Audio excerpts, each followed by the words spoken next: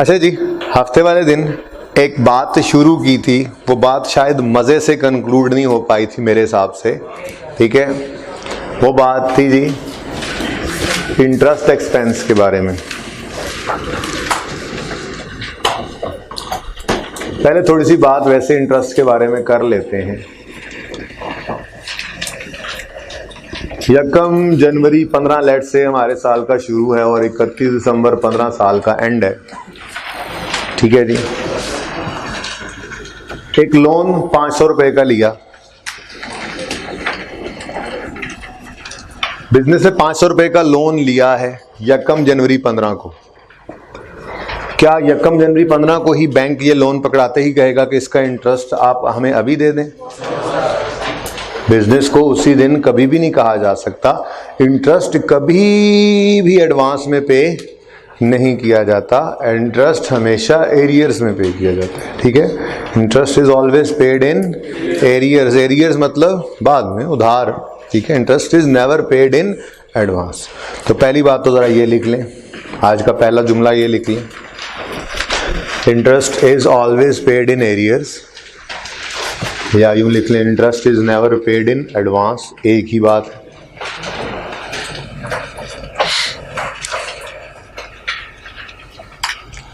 Interest is always paid in advance या interest is never paid, interest is never paid in advance या interest is always paid in arrears. अच्छा, एक तो ये बात हो गई। इसका मतलब जैसे जैसे वक्त गुजरेगा वैसे वैसे इंटरेस्ट बनता जाएगा बिजनेस ने जो बैंक को देना होगा। अब हो सकता है अरेंजमेंट बैंक के साथ क्या हो कि जी आपने हर महीने के एंड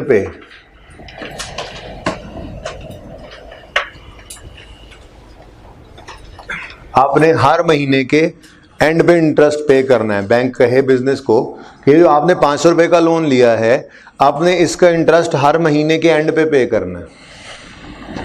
तो इसका मतलब पहले महीने के एंड पे पहुंचेंगे, इस दिन इंटरेस्ट कैलकुलेट किया जाएगा। मिसाल के तौर पे ये लोन लिया है, इसके ऊपर इंटरेस्ट रेट है 10% फॉर एग्जांपल। तो पहले महीने के एंड पे भाई इंटरेस्ट हमेशा जो दिया होता है वो एनुअल दिया होता है। इंटरेस्ट रेट हमेशा एनुअल होता है। थोड़ा बहुत तो आपने एफसी के अंदर ये चीज़ें बड़ी ही होती हैं। ठीक है, तो इंटरेस्ट रेट हमेशा एनुअल गिवन होता है। अगर सवाल में ना बताया, अवल तो बता देता है पर एनम, ना भी बताया तो इंटरेस्ट रेट जो है वो एनुअल ही बता रहा था, एनुअल इंटरेस्ट। सालाना इंटरेस्ट बनता है इस पे 10%, लेकिन कितने महीने का इंटरेस्ट पे करना होगा बैंक को? क्या पूरे साल को ये 500 रुपया इस्तेमाल कर चुका है बिजनेस? नहीं। इसका मतलब जो इंटरेस्ट बनता है यानी 50 रुपए, उसको डिवाइड करेंगे 12 से, पर मंथ आ जाएगा, बोलो, और इसको मल्टीप्लाई करेंगे 1 से, तो वो एक ही मंथ निकला। ठीक है, वो कितना बन रहा है, कितना आंसर क्या आता है इसका?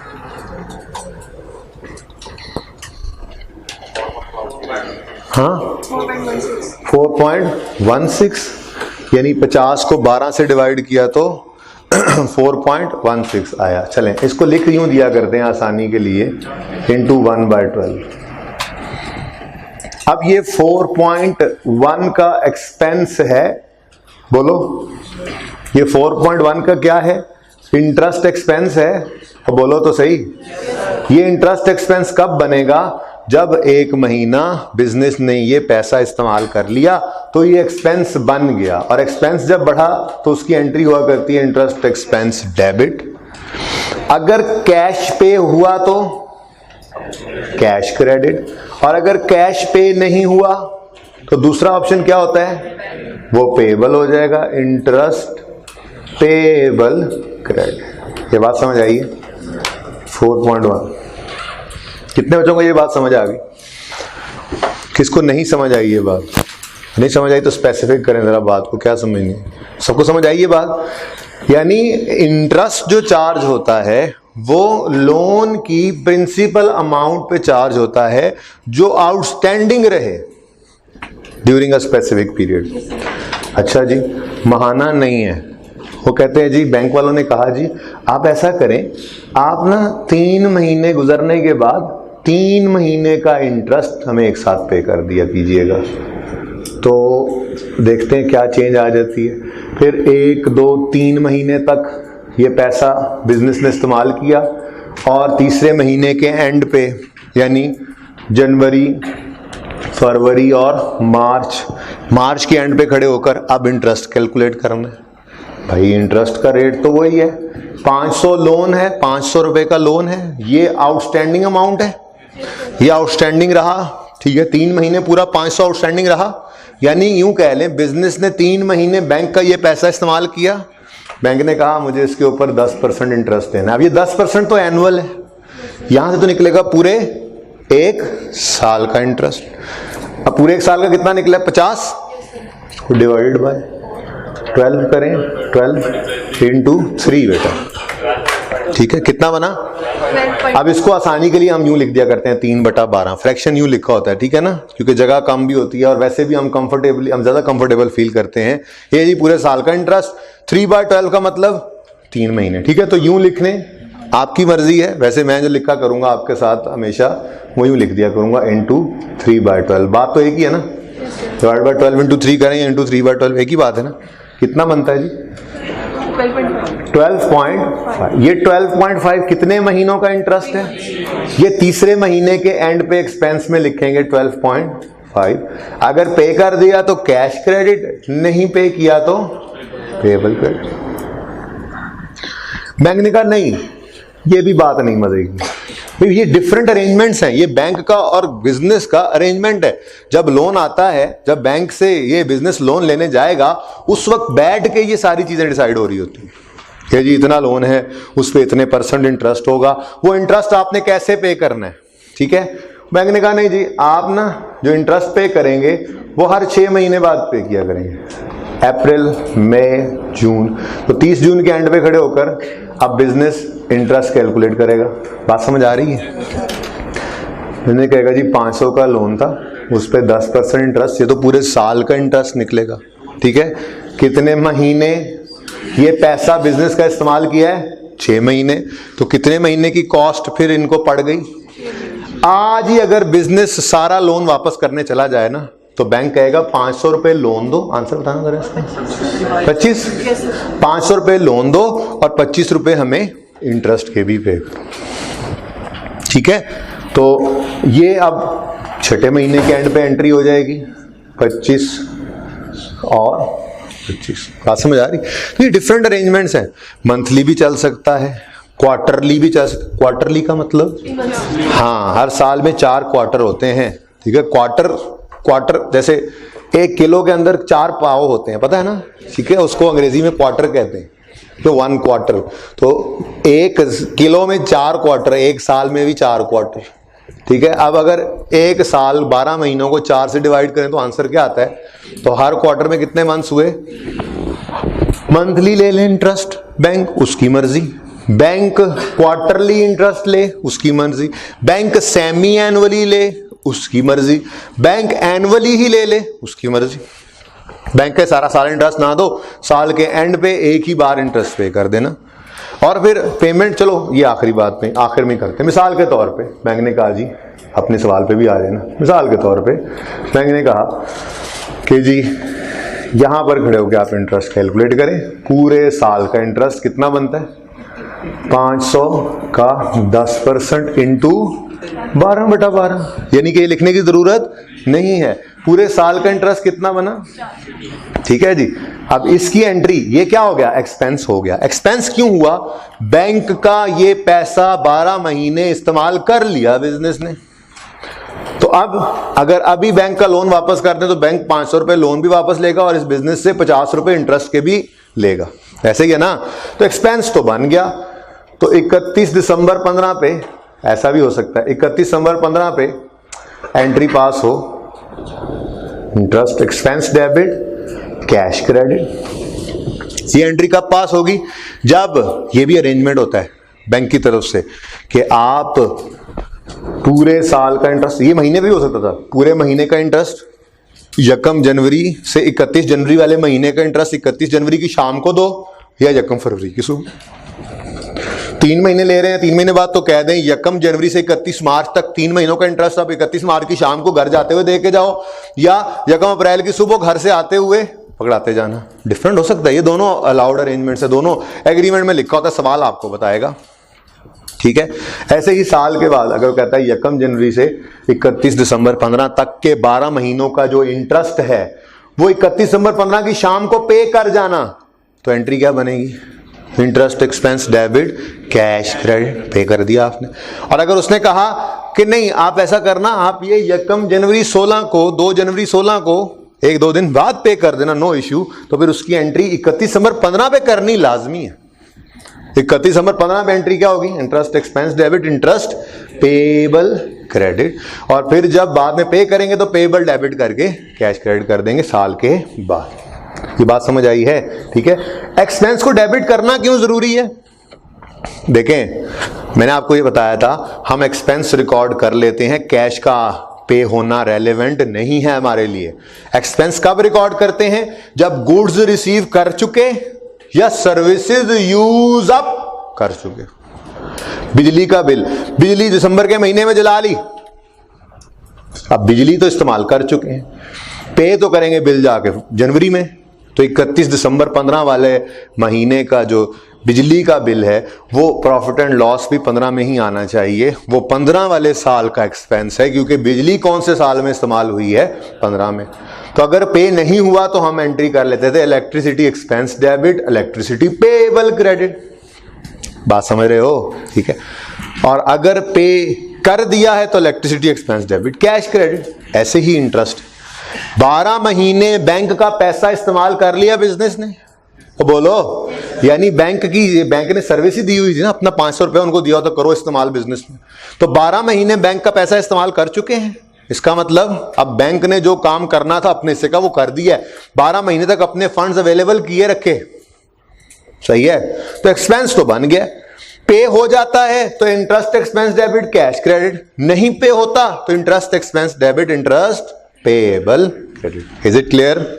समझ आती है ये बात? चले, अच्छा अब आ जाएं अपने सवाल पे। ये बात समझ आ गई आपको, अब अपने सवाल पे आए जो 9वां सवाल था। पास पेपर 9 में एक एडजस्टमेंट आई थी, एडजस्टमेंट नंबर 11 थी।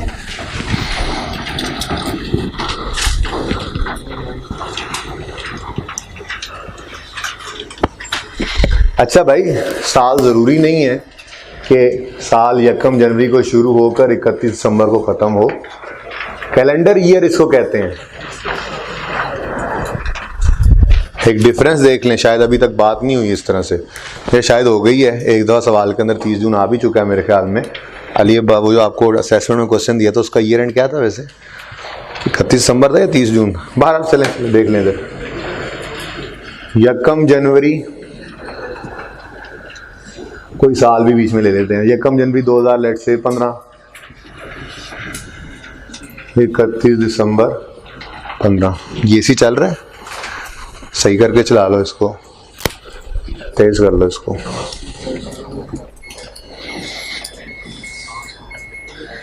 निकल जाओ बाहर,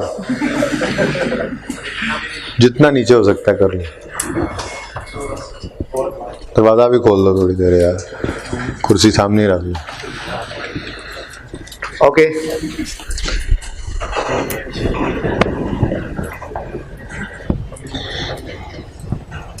अच्छा जी, ये कैलेंडर ईयर कहलाता है। कौन सा ईयर जी? जो आपके कैलेंडर का ईयर आज तक आप देखते आए, वो साल जो 1 जनवरी को शुरू होता है और 31 दिसंबर को ख़त्म होता है। आपको ये पता ही है, कुछ साल इससे मुख्तलिफ, जैसे इस्लामिक ईयर है हमारा, वो कैलेंडर ईयर नहीं होता, वो 1 मुहर्रम से शुरू होता है और ज़िल-हज्जा की 29 भी हो सकती है, 30 भी हो सकती है, उस पर ख़त्म हो जाता है। ठीक है जी। और पंजाबी साल कब शुरू होता है? कोई बता दे, कोई बता दे।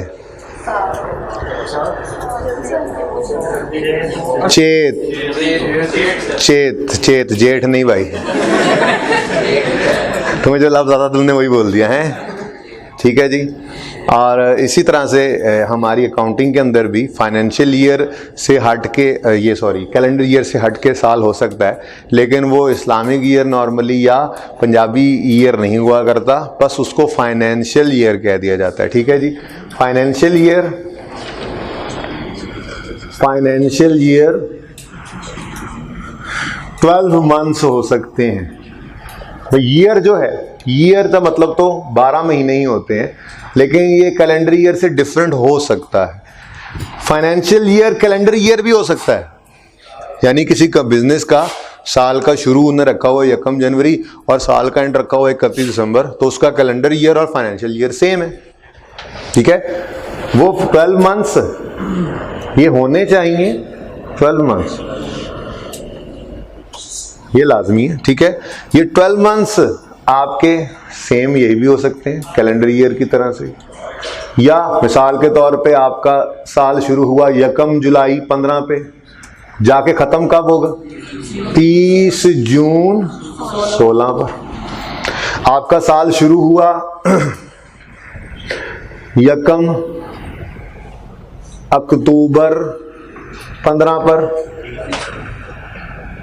आपका साल खत्म हो जाएगा 30 सितंबर, ठीक है 16, सॉरी, आपका साल शुरू हुआ 1 अप्रैल 15 पर और आपका साल खत्म हो गया 31 मार्च 16।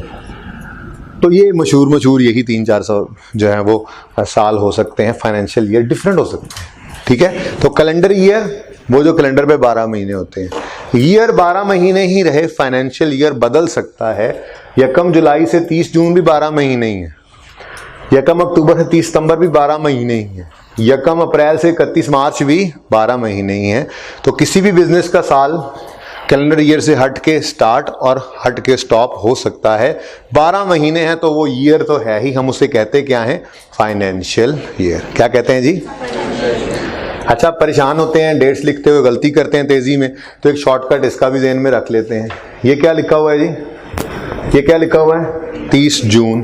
30 जून में एक ऐड करें, एक दिन 31 जून नहीं होता बेटा, 30 जून में एक दिन ऐड करें, ऐड 1 डे।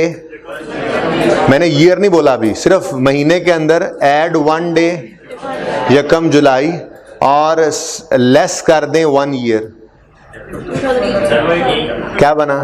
1 जुलाई 15। देखो ना, यहां पे मैंने क्या किया? ऐड किया 1 डे, ठीक है, और लेस कर दिया मैंने 1 ईयर।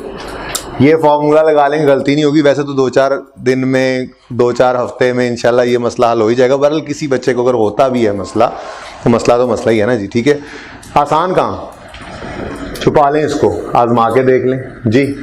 ऐड करें एक दिन, तो 30 जून के बाद क्या आएगा? 1 जुलाई।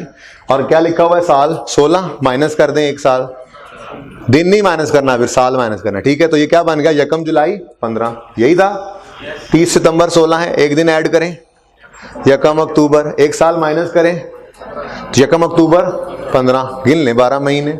इधर आए 31 मार्च में एक दिन ऐड करें 1 अप्रैल, 1 साल माइनस करें तो 1 अप्रैल 15 से 31 मार्च 16। हंसने वाले हंसते रह जाओगे, ये मसला हो जाता है, क्योंकि आपको आदत होती है 1 जनवरी से 31 दिसंबर तक, फिर कुछ आदत जो पड़ जाती है, वो आदत पड़ जाती है तो चलो 1 जुलाई से 30 जून वाले साल की, पर साल तो सवाल में कभी किसी दवा कभी कहीं पे शुरू कर देता है आपको परेशान करने के लिए, तो फिर वहाँ पे टाइम नहीं लगाना, तेज़ी से भी हो और सही भी हो, तेज़ी से भी हो और सही भी हो जाए। नॉर्मली बच्चे ना जब ये हिलता है ना, तो ये 30 सितंबर की आगे यहाँ पे 1 सितंबर लिख देंगे, 13 महीने का 1 साल। ये गलती अक्सर करेंगे। 31 मार्च लिखा तो 1 मार्च लिख देंगे, ठीक है जी। 30 जून लिखा हो तो वो यहाँ पे या 1 जून लिख जाएंगे, तो ये गलती कर जाते हैं जनवरी से दिसंबर अगर साल हिल जाए तो, ठीक है ना। तो आपके लिए एहतियात क्या है? Add 1 day less 1 year. दिन में दिन ऐड करना, ईयर से ईयर माइनस कर देना। ओके, सही है, गलती नहीं होगी इंशाल्लाह। चलें, कहाँ से कहाँ बात निकल गई। हाँ, ये असल में ना वो साल हमारा जो है ना वो डिफरेंट था, ठीक है। वो कहता है on July 7, 2006 bank sent a debit advice of 16,718 being interest on overdraft for 6 months to June 2000। इधर देखें, इस दफा सवाल में हमारे जून वाला साल था, ठीक है जी। यकम जुलाई, कब खत्म हो रहा है? 30 जून 2006 पे, 30 जून 2006 ही है ना ईयर एंड। तो फिर ये खत्म कब हुआ होगा, ये स्टार्ट कब हुआ होगा? 30 में एक ऐड करें, दिन में एक ऐड करें, यकम जुलाई, और 6 में से एक माइनस करें 5, तो यकम जुलाई 2005 से 30 जून 2006 ये हमारा साल रहा होगा, ठीक है जी। ये सारा डाटा इररेलेवेंट हो गया, ठीक है जी।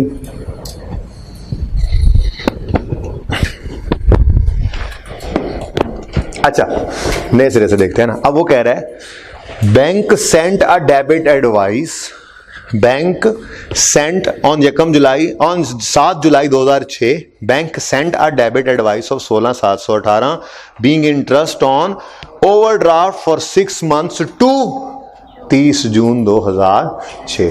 भाई वो 6 महीने, ये जुमला लिखने का मतलब पता है क्या होता है? मैंने आपको बताया था शायद हफ्ते वाले दिन। इसका मतलब क्या होता है? 6 months टू 30 जून का मतलब अंडरलाइन करो, अंडरलाइन करो।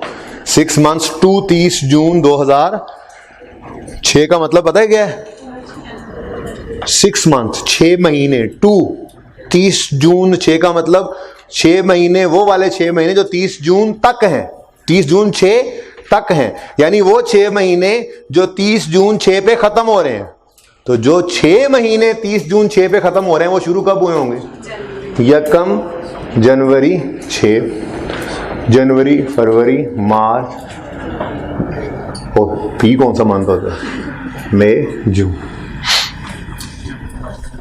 भाई पढ़ना है तो अंदर आ जाओ, चातियां ना मारो, आगे पीछे हो जाओ, डिस्ट्रैक्ट मत करो, ओके। ऐसी कोई वॉक इन कस्टमर, ओके जी।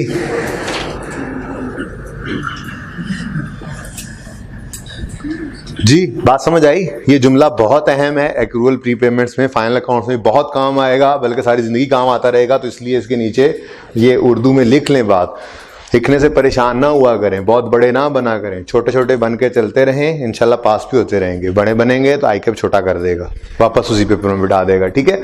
तो लिखें इसके नीचे, ये जुमला लिखा हुआ है ना, 6 months टू 30 जून 6, इसका मतलब लिखें वो 6 महीने जो 30 जून 6 तक हैं, या यूं लिख लें वो 6 महीने जो 30 जून 6 पे खत्म हो जाएंगे। लिखदा क्यों नहीं मुंडिया? इधर अपने पास लिखो।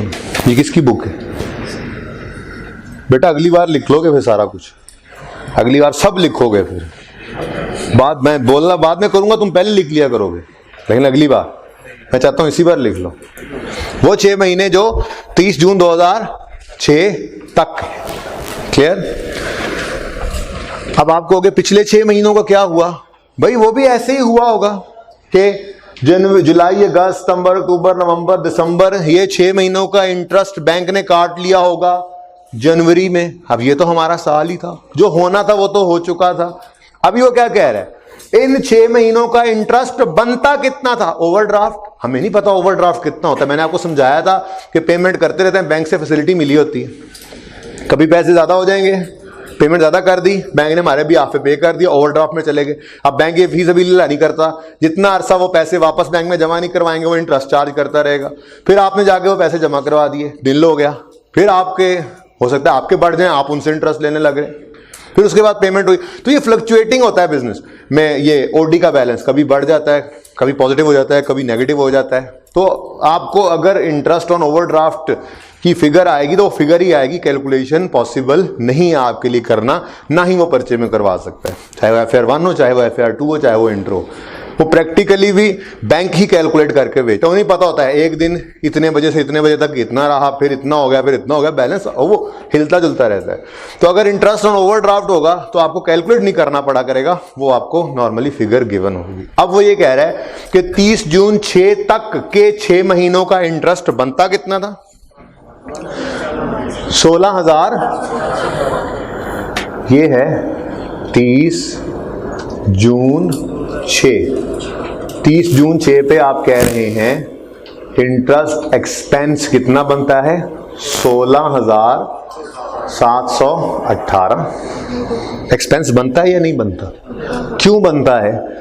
ये उन 6 महीनों का है जो हमारे साल में थे। इन 6 महीनों में ओडी रहा होगा, उस पर ये इंटरेस्ट बना होगा।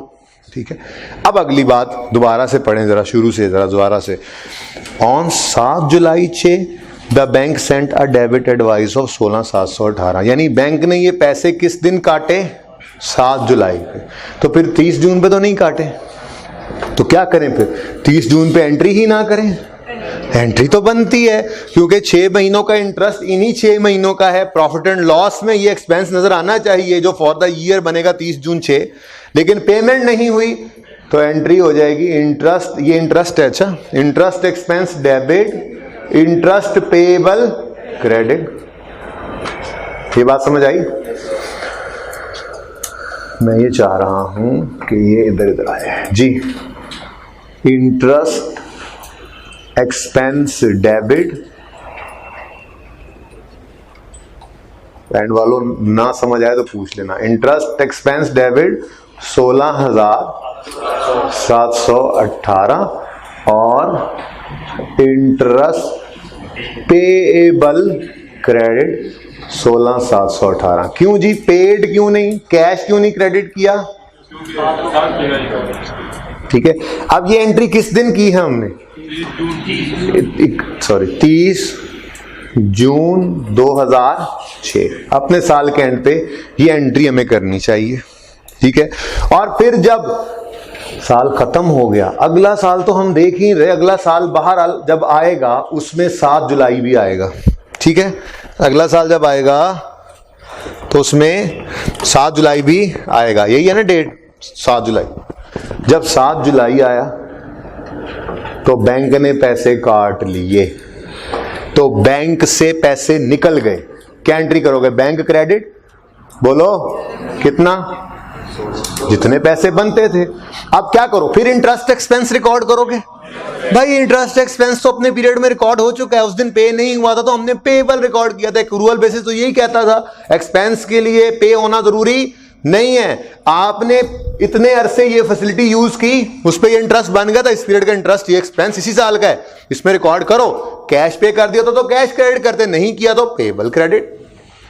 ठीक है, अब जिस दिन पे हुआ है तो ये लायबिलिटी खत्म होगी आपकी, आपका ये इंटरेस्ट पेएबल डेबिट हो जाएगा। इंटरेस्ट पेएबल खत्म होने के लिए, लायबिलिटी खत्म करने के लिए क्या करते हैं? डेबिट 16,718 से interest payable debit bank credit. ठीक है, ये तो है ओरिजिनल कहानी। ओके, ये होना चाहिए था, ये होना चाहिए था। रिकॉर्ड करें, जल्दी से नोट करना है तो करें, बाद में देखते हैं उसने क्या गलती की। जल्दी करें, जल्दी जल्दी जल्दी।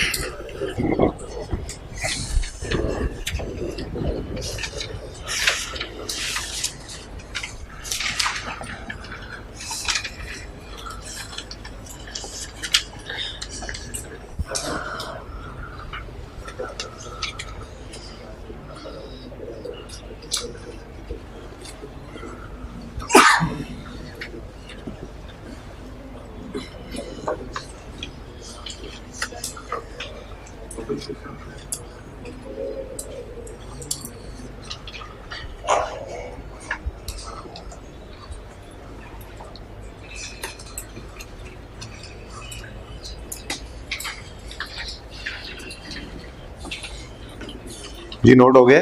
Yes sir. चलें अब अपने सवाल पे दोबारा आते हैं जी। वो कहता है on 7 July 6 the bank sent a debit advice of 16,718 being interest on overdraft for 6 months to June 30 2006। ये बात समझ आती है? It has been entered in the bank book on, bank book में ऐड रिकॉर्ड होना नहीं बनता था 30 जून पे। देख लो 30 जून पे क्या interest expense debit bank credit होना बनता था? बोलो तुम सवाल कर रहे थे उस दिन जाते हुए, मुझे बताओ क्या interest expense debit bank credit 30 जून पे बनता था? किस दिन बनता है? जिस दिन पैसे दरअसल कटेंगे बैंक ने तो उस दिन क्रेडिट होना है। ये होना चाहिए था, ठीक है ना। अब मैं इस जुलाई को साइड पे रखता हूं क्योंकि ये मेरा कंसर्न नहीं है ना इस वक्त। मेरा कंसर्न इस वक्त क्या है? 30 जून। मैंने कहा कि वहां पे भी ये काम होता है ओरिजिनली देखा जाए तो, लेकिन अभी हम वापस आते हैं, हमारा कंसर्न क्या है इस वक्त? 30 जून पे सब सही हो जाए, ठीक है। अब इसको साइड पे कर दो, अब यहां पे आ जाओ। तो क्या होना चाहिए था? बोलो बोलो बोलो, क्या होना चाहिए था? बोलो। Interest expense debit interest payable credit. हो क्या गया? तो इंटरेस्ट एक्सपेंस के बारे में चुप है, वो सही हुआ और उसने गलती से बैंक क्रेडिट कर दिया, ठीक है जी। तो ये रेक्टिफिकेशन का तरीकाकार है, ये गलती है, ये रॉन्ग हुआ, जो भी हुआ रॉन्ग हुआ। सिखाऊंगा रेक्टिफिकेशन, अभी बस जितनी समझ आ जाए ठीक है, ठीक है। अब ये सारी बातें समझने की बजाय हम सिर्फ इतनी सी बात ही डायरेक्ट कर लेते। बहरहाल चलो ये बात पूरी करके अब शॉर्टकट पे फिर आ जाता हूँ। हाँ जी, होना चाहिए था इंटरेस्ट एक्सपेंस डेबिट, हो गया इंटरेस्ट एक्सपेंस डेबिट, इसको कुछ करने की जरूरत है नहीं। होना चाहिए था इंटरेस्ट पेएबल क्रेडिट, हो गया बैंक क्रेडिट, गलती है। तो जो क्रेडिट होना था वो क्रेडिट नहीं हुआ, बोलो करो क्रेडिट, इंटरेस्ट पेएबल क्रेडिट करो ना और आगे आओ। ये क्या गलत क्रेडिट नहीं हो गया? अगर कोई चीज गलत क्रेडिट हो जाए तो सही करने के लिए क्या करना पड़ता है? बोलो, सही करने के लिए क्या करना है? गलत क्रेडिट को सही करना है। एक चीज गलत क्रेडिट हो गई, इसको सही करना है तो क्या करोगे? बैंक डेबिट 16,718 से और इंटरेस्ट पेएबल क्रेडिट। लेकिन ये बात अब आप फिक्स एसेट के टॉपिक से पहले दोबारा नहीं सोचेंगे इस तरह से, ठीक है। फिक्स एसेट के टॉपिक में मैं आपको रेक्टिफिकेशन की बेस आपकी बनाऊंगा, मैं आपको सिखाऊंगा ओरिजिनल एंट्री, इसको कहते हैं ओरिजिनल एंट्री, होना चाहिए था, ये रॉन्ग एंट्री, ये हो चुका है, रेक्टिफिकेशन की एंट्री है, ये रेक्टिफाइंग एंट्री, गलती सही करने की एंट्री है, ठीक है। तो ये सारी बातें हम इंशाल्लाह पढ़ेंगे। तो याद है ना इतना तो कि कह रहा हूं, जो पहले कहता आया हूं, पढ़ते आए हैं ना। टॉपिक जो है मैं तो जान भी नहीं छुड़ा सकता, बुक के अंदर एक पूरा टॉपिक है रेक्टिफिकेशन ऑफ एरर्स का, तो वो पढ़ाना ही है मैंने, ठीक है। अब ये बात इसलिए आपको बताई कि रिलैक्स हो जाए कि ये मैकेनिज्म चल रहा है सारा, ठीक है। अब ये सारी बात आपने नहीं सोचनी, ये समझाने के लिए थी। अब सिर्फ इतनी सी बात बताओ, 30 जून 6 पर क्या बैंक क्रेडिट होना चाहिए था? अब मैं बता रहा हूं बीआरएस के लिए कितना जरूरत है, ठीक है। ये एंट्री जब मांगेगा वो एंड पे देख लेंगे, ये सब कुछ आता होगा, मैं एंड तक जाता, ये बहुत आसान काम है, लेकिन ये अभी नहीं करना चाह रहा। उसकी वजह रेक्टिफिकेशन स्टार्ट में क्यों नहीं करवा रहा, कुछ टॉपिक्स और पढ़ेंगे, फिर उनकी रेक्टिफिकेशंस भी हम देखा करेंगे, ठीक है। तो 2-3-4 टॉपिक फिक्स एसेट की रेक्टिफिकेशन उसी में जाकर देख लेंगे इंशाल्लाह, ठीक है। तो इसके बाद शायद इन्वेंट्रीज करें बीआरएस के बाद, फिर फिक्स एसेट ही करने हैं हमने, तो वहां पे जाकर रेक्टिफिकेशन देखेंगे इंशाल्लाह, ओके। अच्छा, अब छोड़ें, ये सारी बात मत सोचें, ये सारी बात समझाना था, मकसद आपको कॉन्सेप्ट क्लियर करना था, सारा कॉन्सेप्ट समझ में आता है, ठीक है। ये होना चाहिए था और असल में पेमेंट किस दिन हो रही है उस दिन रिकॉर्ड होनी चाहिए थी, लेकिन ये हो गया और ये सही करना है। अब ऐसे नहीं, अब जुगाड़ क्या? मुझे ये बताएं, 30 जून 6 पे क्या बैंक 16,000 समथिंग से क्रेडिट होना चाहिए था? गलत क्रेडिट हुआ तो बैंक को सही करने के लिए क्या करोगे? डेबिट करोगे। कितने से? ठीक है जी। और इसके आगे जो मर्जी लिख दो, मैं कहता हूं यहां पे आप लिख दो ना एडजस्टमेंट नंबर 11, तो भी आपके नंबर नहीं कटेंगे। बात समझे हो भाई? हमें क्या, इंटरेस्ट पेएबल का तो हम लेजर नहीं बना रहे, बैलेंस शीट तो हम नहीं बना रहे, ठीक है। इतने से भी काम चलेगा, ठीक है। तो 30 जून 6 पर क्या बैंक 16,000 से क्रेडिट होना चाहिए था? बोलो, नहीं होना चाहिए था, लेकिन उसने गलती से 30 जून 6 पर बैंक को 16,000 से क्रेडिट कर दिया। तो हम सही करने के लिए बैंक को क्या कर देंगे? एडजस्टेड कैश बुक में इसको डेबिट कर देंगे। यहां पे आप इंटरेस्ट पेएबल लिख दो, बहुत अच्छी बात है।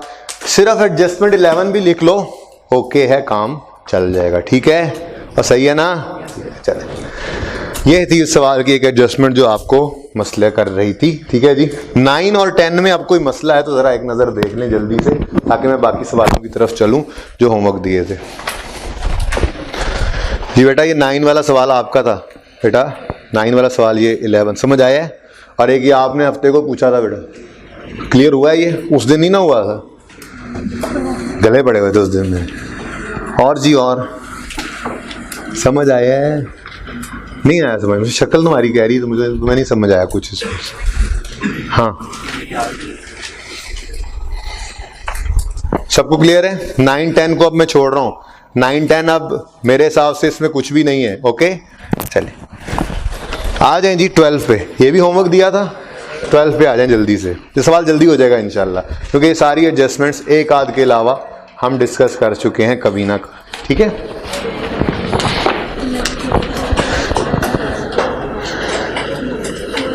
शुरू करें जी। कितने में? हाँ wrongly credit by bank BRS में आता है। ये रॉन्गली क्रेडिट बाय अस है। कैश बुक की गलती ये वो वाली गलती है, अंडर ओवर स्टेटमेंट में ही आ जाता है। ये रॉन्गली क्रेडिटेड कहो या इसको कह लो कि डेबिट साइड अंडर स्टेटेड या क्रेडिट साइड ओवर स्टेटेड, वही बात बन रही है। बात समझ रहे हो? जी और कोई सवाल? चलूं आगे। Past paper 12 While reconciling the bank statement with the, कितने बच्चों ने अटेम्प्ट किया घर पे ये सवाल? बहुत से भी ज्यादा काम है। कौन कौन से क्वेश्चंस दिए थे होमवर्क में? आज हो जाए फैसला। फैसला कौन गढ़ी है? पास पेपर 9 तो अब हो गया एक ही चीज इसमें। बहरहाल 9 ठीक है रखने, 10 को छोड़े, वो मैंने खुद करवा दिया सारा। 12, 17 और 20।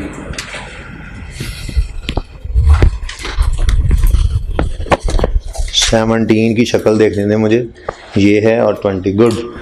कल ये सवाल ना किए हुए तो मैं क्लास में नहीं आने दूंगा। बिल्कुल साफ सुथरी बात कर रहा हूँ, मैं क्लास में नहीं आने दूंगा। बाहर नाका लगेगा, मैं क्लास में नहीं आने दूंगा अगर ये 4 सवाल आपके रजिस्टर्स पे ना हुए। ओके अब टाइम कम रह गया। रिजल्ट वालों का रिजल्ट भी आ चुका है। जिन्होंने डिसीजन लेने डिसीजन ले लिए हुए हैं अब, या ले लेंगे एक आध दिन के अंदर। ये 2.5 महीने आपके मेरे साथ और 1 महीना आपका अपने साथ, ये 3.5 महीने आपके पास हैं। 2 पेपर हैं, 3 हैं, 4 हैं, वो सारे पास होंगे अगर आप ये 3.5 महीने इंसान बन के रहें। रोज का काम रोज करना जरूरी है।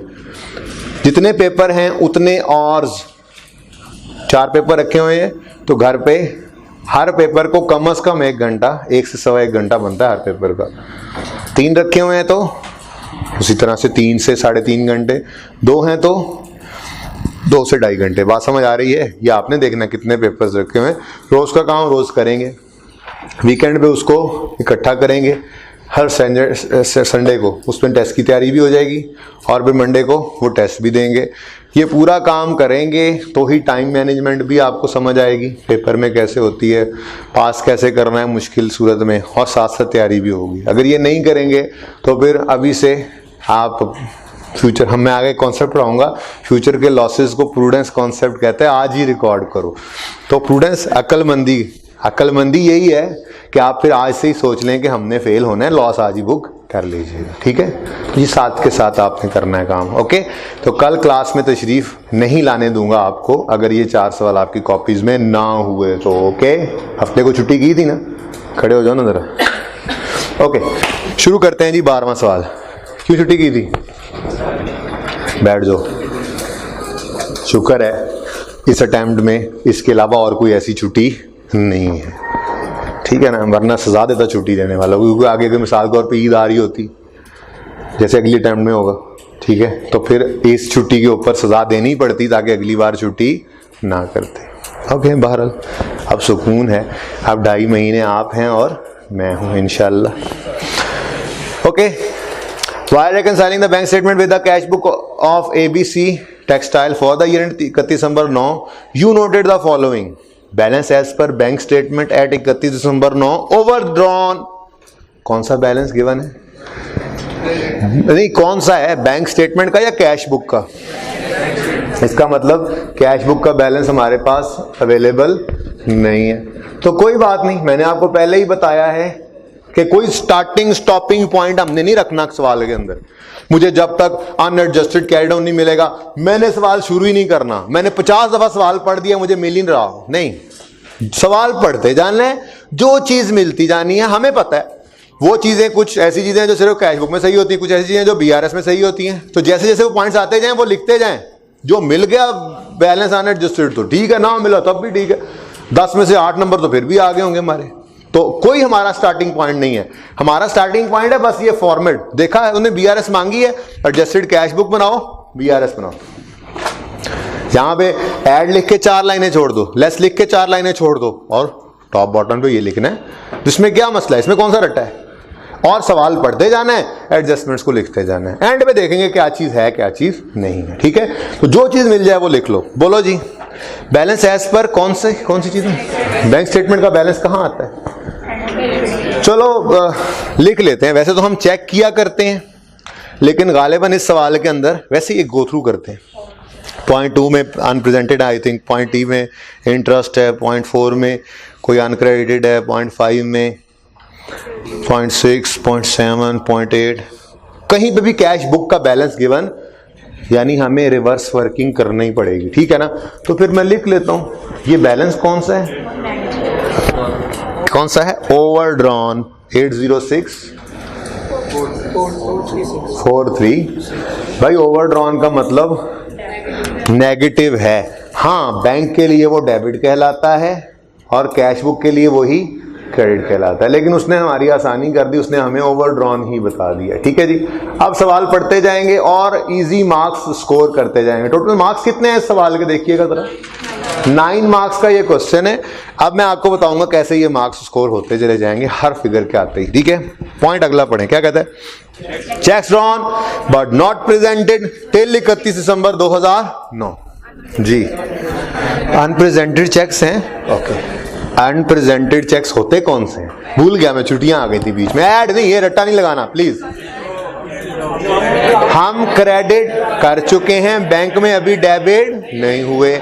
हम क्रेडिट कर चुके हैं, बैंक में डेबिट, तो हम खुद को गलत नहीं करेंगे, हमने सही किया। बैंक हमारी बात मानने को तैयार नहीं, टाइमिंग डिफरेंस है, तो आर्जी तौर पे बीआरएस में खुद को बैंक के साथ मिला लेंगे। तो ऐड किया करते हैं हम हमेशा अनप्रेजेंटेड चेक्स। ठीक है जी, इसको मैं किसी वजह से ब्रैकेट में लिख रहा हूं, इसकी एक एडजस्टमेंट है, किसी वजह से लिख रहा हूं 37778। अच्छा जी, ठीक है जी। ब्रैकेट में क्यों लिखा है कि एडजस्टमेंट? आप कहेंगे जी हमें कैसे पता लगेगा पेपर में एडजस्टमेंट का? पता लगने लग जाएगा इंशाल्लाह, वक्त आने दें। फिलहाल तो अगर नहीं भी पता लगेगा, 784 था ना, अगर नहीं पता लगेगा तो यहाँ पे लिखी हुई फिगर ही गलत है ना, यूं करके काटेंगे, सही वाली फिगर लिख देंगे, कोई मसला नहीं। कटिंग के मार्क्स कटते हैं, ओवर राइटिंग के मार्क्स कटते हैं। ओवर राइट ना किया करें, कटिंग भी ऐसे गंद ना मारा करें, सफाई हस्ती से ना लफ्ज को मिटाया करें। एक लकीर लगाएं बस, वो गलत है, उसके ऊपर सही वाली फिगर लिख दें। ओके, ठीक है। अच्छा जी, आगे बढ़े। नंबर मिल गए, यहां पर 0.5 था, जो जितना भी था वो मार्क, ये लिखते ही वो मार्क आपको मिल गया। नेक्स्ट ले जी, ये एडजस्टमेंट आप ही पढ़ें और आपके पास 1 मिनट है, इसको सोचें। मुझे नहीं पता, मुझे जवाब नहीं देना, आप लोगों ने खुद ही करें, खुद ही पढ़ें और खुद ही कुछ सोच के जहन में कर लें। बहुत अच्छा है, कॉन्फिडेंट हैं, बल्कि कॉन्फिडेंट हो जाए ना, और इसको खुद करें जो करना है। गलत होगा काट के सही कर लेंगे। शाबाश शाबाश।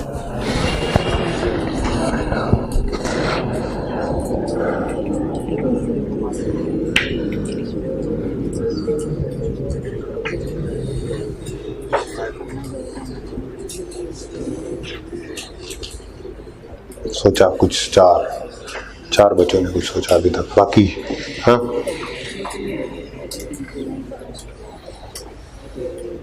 तारिक सर पकड़ा हुआ है, क्या हुआ है? नहीं समझ आ रही है? ओके, स्टॉप सोचिंग, लुक ऊपर। ये एडजस्टमेंट देखी नहीं लग रही? अभी तो देख के हटे हैं, सेम वही चीज है, बस नाम मार्कअप हो गया। मार्कअप किसे कहते हैं? इंटरेस्ट को ही कहते हैं। मार्कअप इंटरेस्ट का ही दूसरा नाम है। तो मार्कअप ऑन ओवरड्राफ्ट चार्ज्ड, काटा बैंक ने, charged bye the bank on 2 January 10 was recorded in the cash book on 31 December 9। ये तो नहीं पता लगा कुछ। हाँ, वो कहता है फॉर द ईयर एंड हमारा कब है? 31 दिसंबर 2009। और रिक्वायरमेंट में वो क्या कह रहा है? Prepare BRS for 31 December 9। इसका मतलब हमारा साल कब एंड हो रहा है? अब ठीक है, मार्कअप चार्ज किया बैंक ने तो 31 दिसंबर 2009 तक का ही होगा, मैं कब कह रहा हूं उसके बाद का, लेकिन बैंक ने कब चार्ज किया है? अब हमारी एंट्री बनती थी मार्कअप या interest expense debit interest payable credit 31 December 9 तक तो यही एंट्री बन सकती है, और 31 दिसंबर 9 से आगे अभी हमने जाना नहीं है। बैंक ने पैसे काटे हैं 2 जुलाई को, तो वही सिचुएशन है। उसने क्या कर दिया? वो कहता है was recorded in the cash book on 31 December 9, यानी होना चाहिए था interest expense debit interest payable credit, कर गया interest expense debit bank credit. लेकिन ये सोचना नहीं है ऐसे, बस अब इतना ज़हन में आ गया, अब फौरी तौर पे काम चलाना है। यहाँ पे हम ये रेक्टिफिकेशन का टॉपिक पढ़ेंगे इंशाल्लाह, बहुत सारी एडजस्टमेंट में ऐसे ओरिजिनल रॉन्ग रेक्टिफाइंग किया करेंगे, तो बस थोड़ी सी ऐसे बेस बनाई ताकि उस दिन भी जरा थोड़ी सी आसानी हो जाएगी। पहली बार बिल्कुल बात नहीं समझ में आएगी आपके, तो जरा अभी से सोचते सोचते समझ आने लग जाएगी। ठीक है, तो होना चाहिए था interest expense debit interest payable credit, हो गया interest expense debit bank credit. तो सही करने के लिए क्या करोगे? छोड़ो, सब कुछ छोड़ो, रेलेवेंट क्या है? सिर्फ हमारा इस वक्त बैंक को क्रेडिट होना चाहिए था, नहीं, बैंक को क्रेडिट कर दिया है, तो सही करने के लिए क्या कर दोगे? डेबिट। कितने से क्रेडिट किया है? 1,18,000 क्रेडिट कर दिया, गलत किया है। ऊपर एक एक लाइन छोड़ दिया करो, पता नहीं कहां पे आए ओपनिंग, ठीक है, बस एक एक लाइन ऊपर छोड़ दिया करो। 11868, आप यहां पे एडजस्टमेंट का नंबर लिख दो, इक्वली गुड। बुक में आपको नजर आएगा इंटरेस्ट पेएबल लिखा हुआ, ठीक है, तो उससे परेशान नहीं होना। इंटरेस्ट पेएबल भी अब तो आपको पता है कि जी ये होना चाहिए था, इंटरेस्ट पेएबल को क्रेडिट हो गया है, बैंक को क्रेडिट, तो हमने बैंक को डेबिट करके वापस इंटरेस्ट पेएबल को क्रेडिट करना है, ठीक है ना। 12 लिए ना भी लिखें, एडजस्टमेंट नंबर 3 लिख लें, बिल्कुल सही है। नंबर नहीं कटेंगे, ऐसा कुछ नहीं बताऊंगा आपको जिससे आपके पेपर में नंबर कट जाए। एडजस्टमेंट 3 लिखने पे कोई नंबर नहीं कटेगा, नंबर पूरे मिलेंगे। ओके, सही है, सही है जी। चलें आगे। कितने बच्चों ने ये ऐसे ही सोचा था? हाँ, तो अभी अभी जो करवाया कौन सा कमाल किया। Number 4, collections made on 30 and 31 December. Collections made on, collections का मतलब हमने जो पैसे पे किए होंगे, है ना।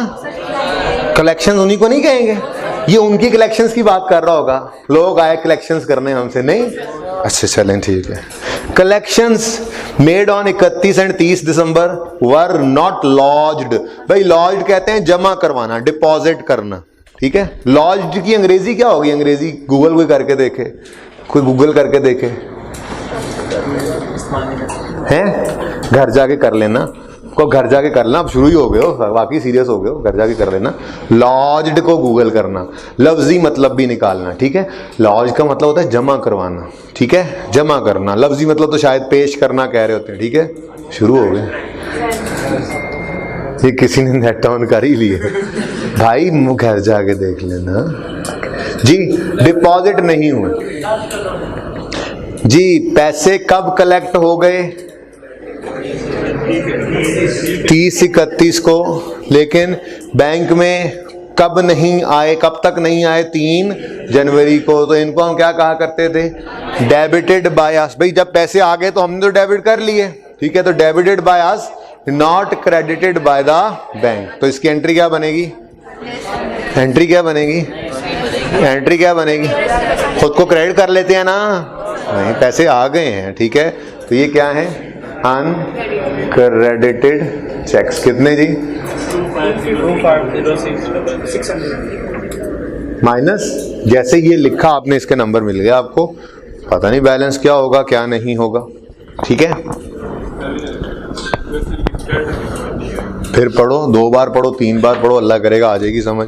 पढ़ो पढ़ो पढ़ो, मैं इधर ही हूं भाई, पढ़ो ना आप, दिल में पढ़ो, बाकी अगली एडजस्टमेंट पढ़ें।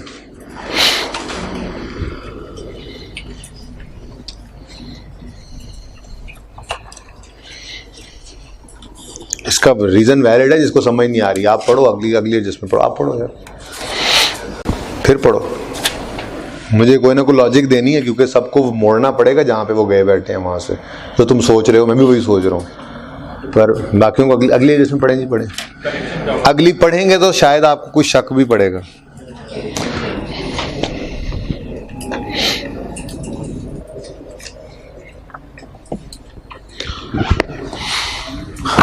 हाँ जी,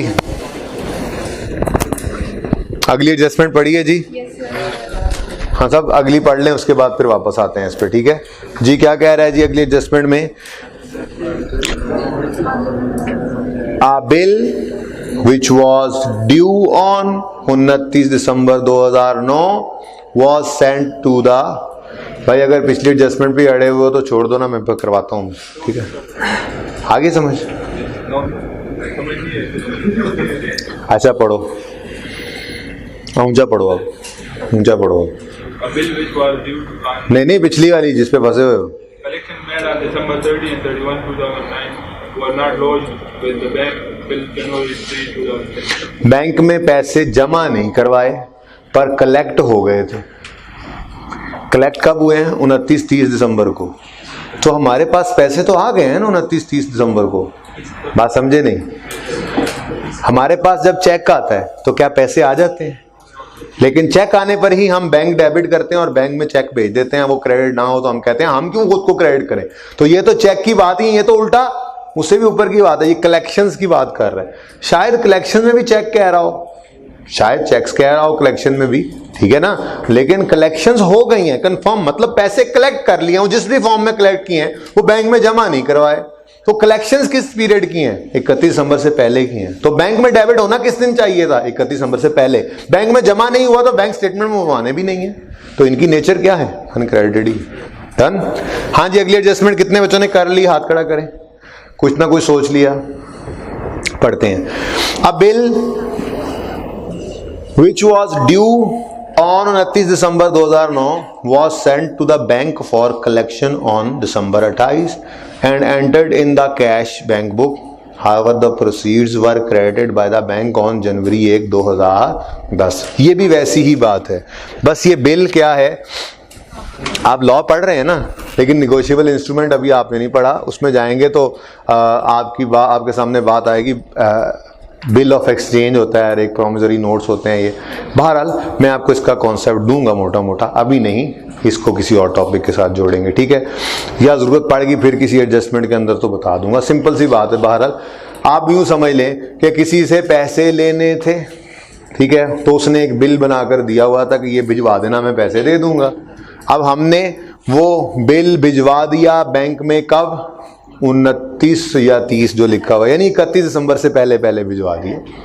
लाइक चेक, आप बिल को अंडरलाइन करके लिखें लाइक चेक, फिलहाल यूं कर लें, गुजारा कर लें, और मैं इसको चेक ही पढ़ लेता हूं, ठीक है? फिलहाल इसको लाइक चेक, चेक नहीं कह रहा मैं, क्या कह रहा हूं? Like cheque. इसका मतलब मैं आपको बताऊंगा ये बिल क्या होता है, ठीक है? लेकिन अभी इसको आप ऐसे ही ट्रीट करें जैसे कोई चेक होता है, ठीक है? तो अब मैं यूं कह लेता हूं लाइक चेक है, लेकिन मैं पढ़ता इसको चेक। क्या कहता है? A check which was due on 29 December was sent to bank for collection on 28 December and entered in the cash book। जाहिर सी बात है, हमने तो जो चेक रिसीव किया उसकी एंट्री कर ही लेते होते हैं हम, बैंक डेबिट डेटर, तो हमने डेबिट कर लिया, ठीक है?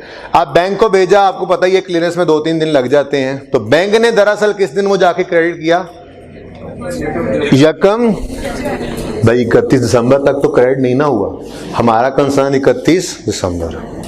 31 दिसंबर तक हम डेबिट किए बैठे हैं, 31 दिसंबर तक बैंक में क्रेडिट नहीं हुआ। Debited by us, not credited bye the bank. तो इसको क्या कहा था हमने? ये भी अनक्रेडिटेड चेक है। तो अनक्रेडिटेड चेक, अब मैं इसको चेक नहीं लिख रहा, मैं इसको बिल लिख देता हूं, क्योंकि वहां पे एडजस्टमेंट में उसने बिल लिखा हुआ था। मैंने कहा था लाइक चेक है पर चेक है नहीं, फर्क बताऊंगा किसी वक्त फिर, ठीक है? अभी काम चलाएं जी। 500 नंबर मिलते चले जा रहे। कितने बच्चों ने घर पे ऐसे ही किया था? जिन्होंने घर पे सॉल्व किया था उनसे पूछ रहा हूं, वेरी गुड, शाबाश जी। नेक्स्ट एडजस्टमेंट पढ़ें, कुछ करें जल्दी से, जहन में तो एंट्री कर लें, बुक पे नहीं करनी तो। 1 2 3 4 तकरीबन 9 में से कोई 3 से 4 नंबर हम ले चुके हुए हैं, बता दूं आप। अभी किया कुछ नहीं, हम सवाल पढ़ते जा रहे हैं, एडजस्टमेंट करते जा रहे हैं।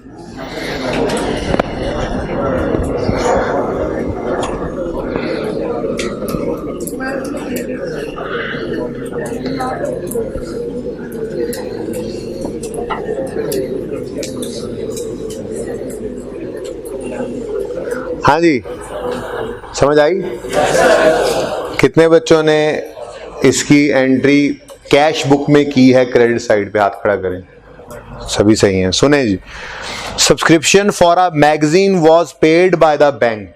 Subscription for a magazine was paid by the bank as per our debit, as per auto debit instruction. Debit का वही स्टैंडिंग ऑर्डर जो दिया होता था, वो ऑटो डेबिट इंस्ट्रक्शन का मतलब भी यही है ना कि जी आपने हमारे अकाउंट से पैसे निकाल के फलां बंदे को दे देने हैं, फलां तारीख को।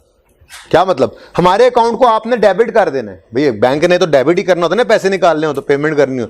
ऑटो डेबिट का मतलब आपने जी हमारे अकाउंट को ऑटोमेटिकली फलां दिन को डेबिट कर देना है, ये सब्सक्रिप्शन पे करनी होती है हमने। बात समझ आ रही है? ठीक है।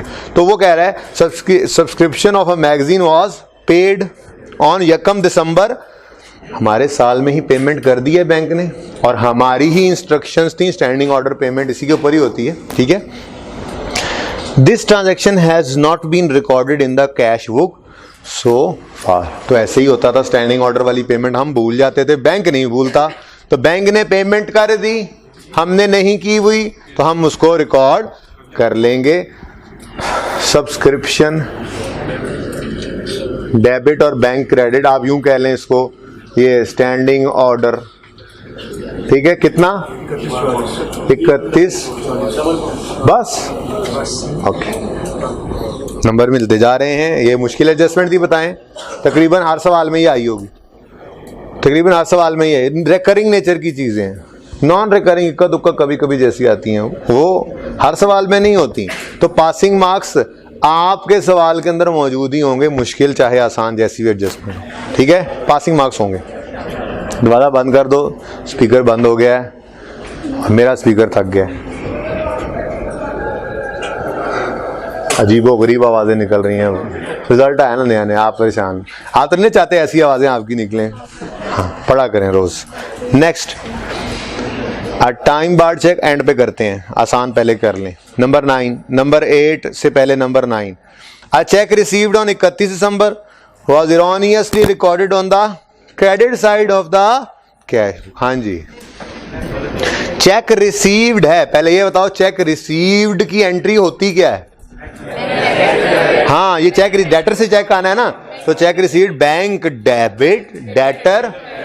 चले थोड़ी देर के लिए 30 सेकंड के लिए सोचें करना क्या है, बताना नहीं है मुझे। सोचे खुद सोचेंगे, पर्चे में तो खुद करना है, बताना नहीं मुझे।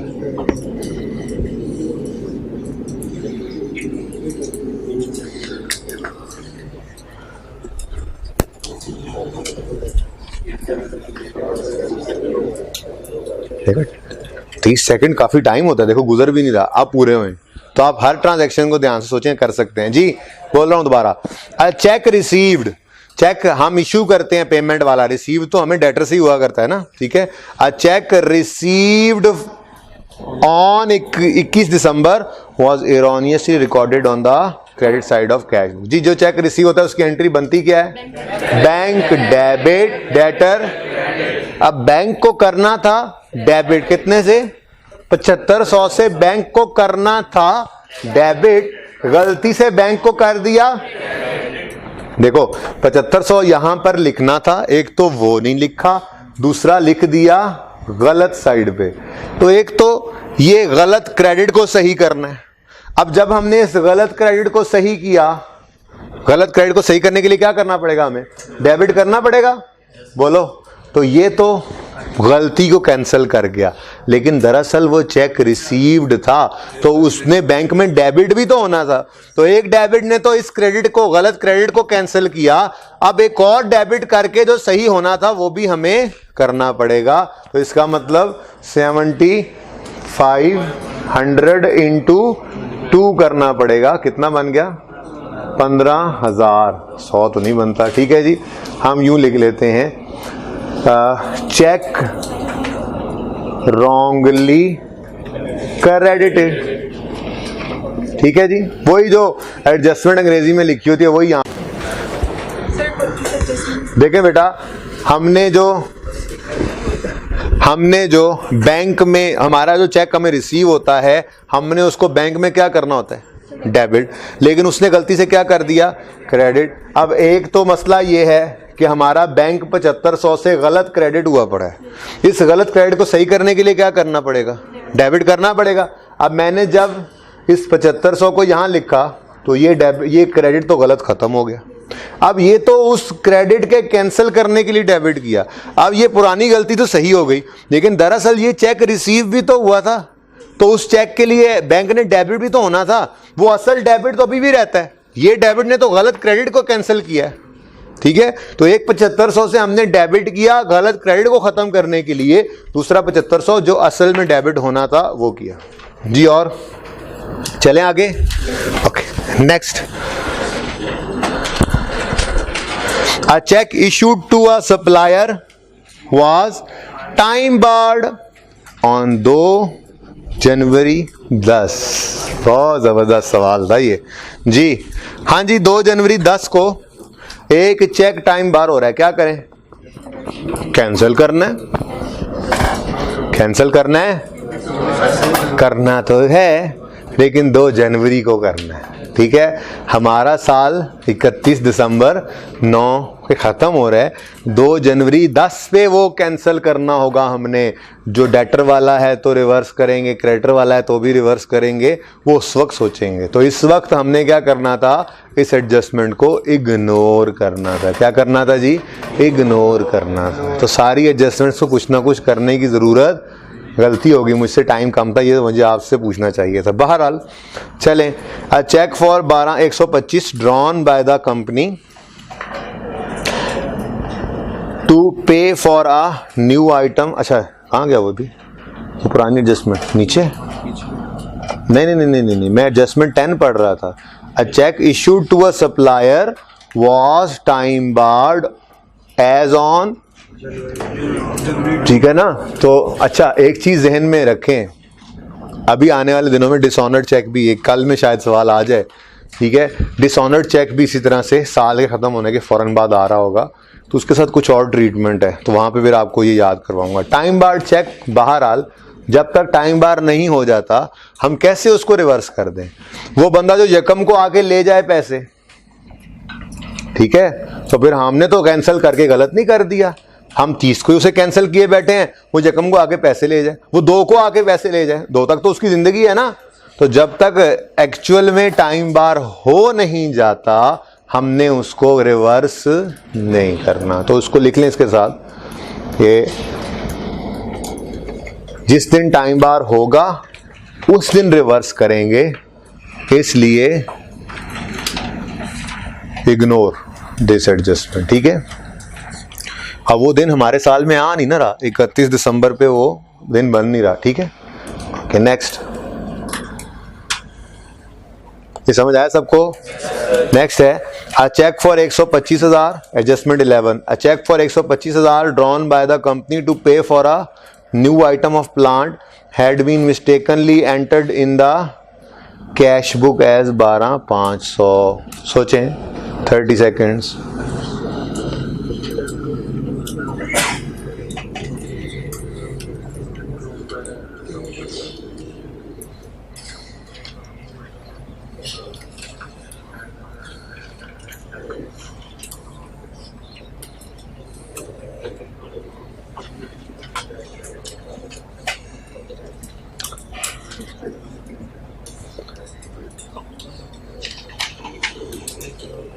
जी बोलें।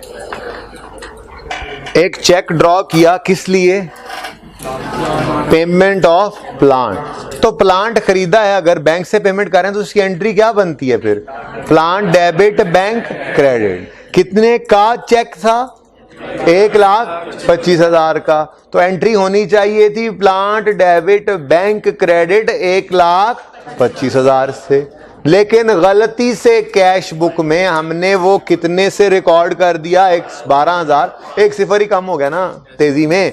तो क्रेडिट करना था 1,25,000 से, क्रेडिट किया सिर्फ 12,500 से।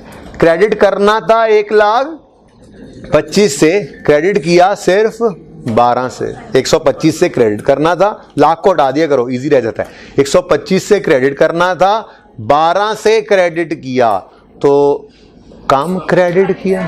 क्रेडिट साइड अंडरस्टेटेड, तो सही करने के लिए क्या करोगे, क्रेडिट साइड को ओवरस्टेट नहीं करोगे, क्रेडिट साइड को पूरा कर लोगे। तो credit side was actually understated जी। 1,25,000 लिखना चाहिए था क्रेडिट पे, लिखा 12,500 से, तो हमारे पास 1,12,500 की गलती थी, वो सही कर दी। तो नंबर मिल रहे हैं, सवाल पूरा होना हो जी। Next last, a check issued by the company has been entered in the credit column of the bank statement. ये जरा पढ़ें और फिर मुझे बताएं, जल्दी से पढ़ें, आप ही पढ़ें।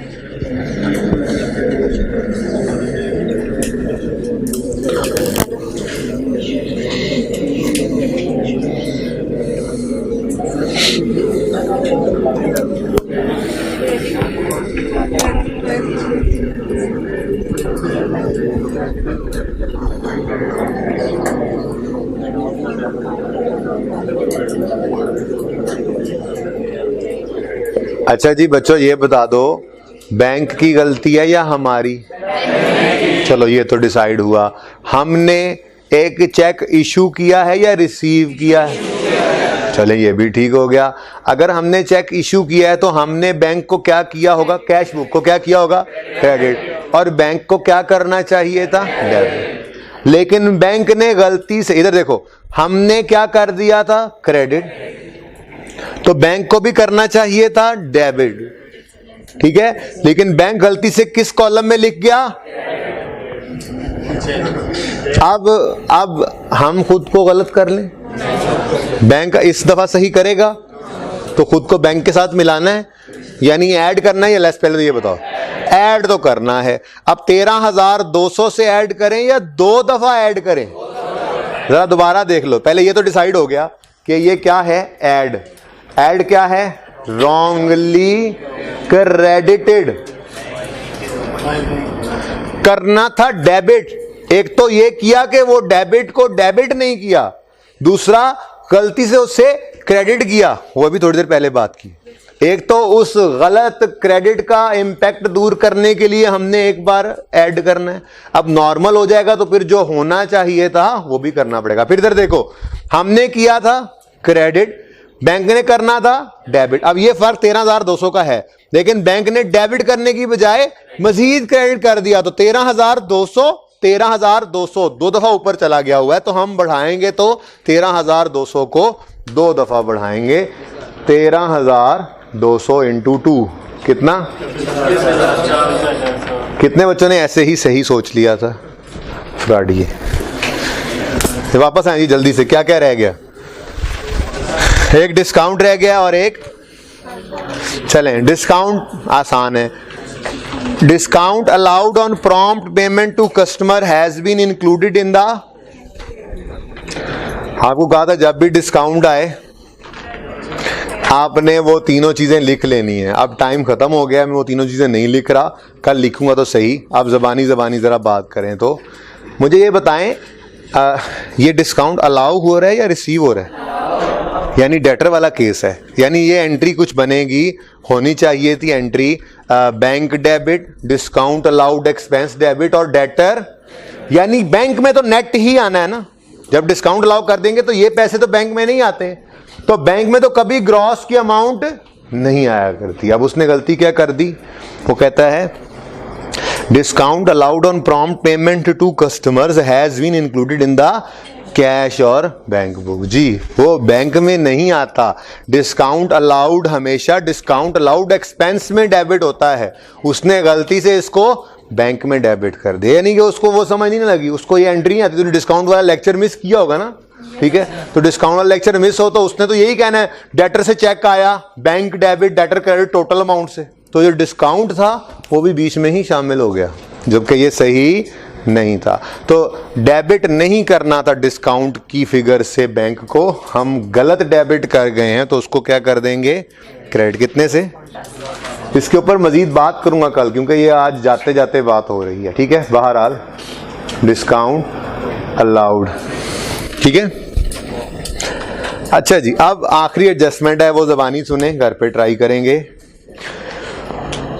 वो कह रहा है जी a time barred check was replaced with a new check. बड़ी तफसील से ये बात मैं कर चुका हूं आपके साथ। A time barred check was replaced with a new cheque on December 30 and entered in the cash book without the previous check being cancelled or reversed। आगे नहीं पढ़ना जी, मैंने आपको कहा था पहले पुराना चेक रिवर्स करना है, फिर नया चेक रिकॉर्ड करना, ठीक है। अब वो कह रहा है a time barred check was replaced with a new check। अच्छा, ये नहीं पता लग रहा कि ये कौन सा चेक है जी, लेटर वाला। क्यों? चुप है इसलिए? नहीं, आगे वो कहता है both the cheques are included in two above. अब टू में जाके देखो पढ़े कौन से हैं, cheques drawn but not presented. ये डेटर वाला नहीं है, ये क्रेडिटर वाला है। हमने जो इशू किया था वो प्रेजेंट नहीं किया उसने टाइम पर, टाइम बार हो गया। अब वो टाइम बार्ड चेक लेके हमारे पास आया, हमने रिप्लेस कर दिया, रिप्लेस करके नया चेक इशू किया, हमने फिर एंट्री कर दी क्रेडिट डेबिट बैंक क्रेडिट, पुराने को कैंसिल ही नहीं किया। तो एक तो पुराने को कैंसिल करना है, यानी बैंक को वापस डेबिट करके क्रेडिटर को क्रेडिट करना है, और दूसरा वो चूंकि यहाँ पे भी शामिल है तो यहाँ से उसको माइनस कर देना, क्योंकि दो दफ़ा तो एक चेक अनप्रेजेंटेड में नहीं आ सकता। जब वो क्रेडिट किया हुआ बैंक ने डेबिट नहीं किया था, वो हमने भी स्टेटस खत्म कर दिया तो बैंक का स्टेटस भी खत्म होगा। ये दोनों बातें मैं कल दोबारा करूंगा आते साथ ही, लेकिन ये सवाल करके आएंगे, इनके अलावा क्लास में नहीं आने दूंगा। कल की क्लास में होपफुली शायद एक दिन और का काम रह जाए, कल और परसों ये वाली अप्रोच पे। तो कल जुमेरात है, परसों जुमा है, होपफुली सैटरडे को हम जुमे को ही शायद शुरू कर दें, दाग बेल डाल दें, लेकिन बैठे प्लीज़। लेकिन हफ्ते को तो इंशाल्लाह हम सिनेरियो 2 कर रहे होंगे, इसलिए